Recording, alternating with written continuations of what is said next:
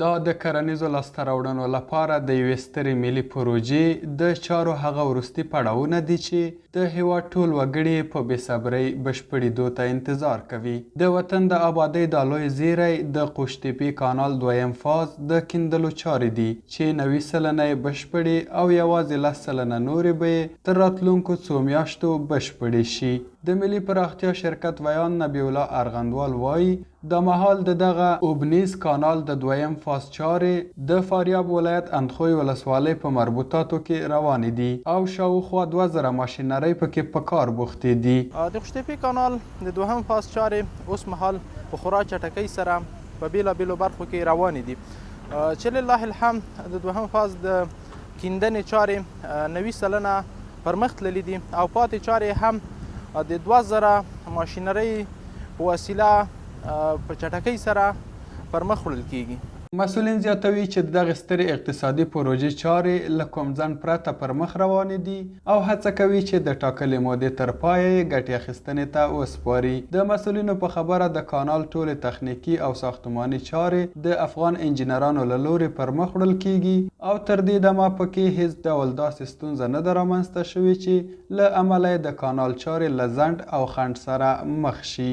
کلاً پرسنل تکنیکی هم از دیزاینرها و هم از انجینر صاحبای تکنیکی که در ساحه کار عملی را انجام میدن کلاً از هموطنای خود ما یعنی شهروندای افغانستان می باشه و هیچ کدام ارگان خارجی در عرصه دیزاین و تطبیقش کمک نه خواسته شده و نه صورت گرفته. له بل لوري په دغه حیاتي پروژه کې پر کار بوخت کارګران او د سیمې اوسیدونکي خوښ دي چې په کور دننه او بیا قوشتېپې کانال کې د کار زمینه ورته برابره شوې ده.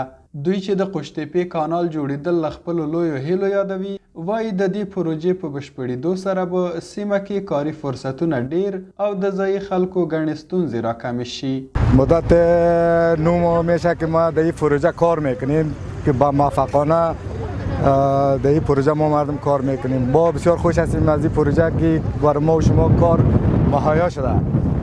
ما از انکشاف دهات هم بسیار خوشی داریم که تمرگه این پروژه را برای ما و شما چی کرد فراهم کرد. الحمدلله امروز مردم ولسوالی چارگانه اندخوی ما بیشتر از 6 لک نفوس ما داریم. اینها هر روز اینجا سر پروژه میآیند حالت و ساحه را میبینن.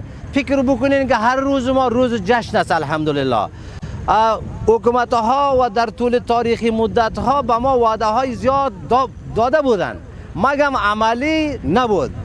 د ملي پراختیا شرکت مسئولین وایي د دویم فاز د چارو پر 90 سلنه پرمختګ سربیره د کانال سربند د جوړېدو چارې هم نږدې 80 سلنه بشپړې شوې دي. مسئولین همداراز زیاتوي چې اوسمهال د بلخ او جوزجان ولایتونو په مربوطاتو کې د نقلیه وسایطو د تګ راتګ لپاره د 11 نښلوونکو پلونو د جوړېدو چارې هم روانې دي او روان کال کې به د فاریاب ولایت په ځینو سیمو کې د کانال پر سر د جوړېدونکو پلونو چارې پیل شي. ثابت خان انظور، افا نیوز، بلخ، مزار شریف.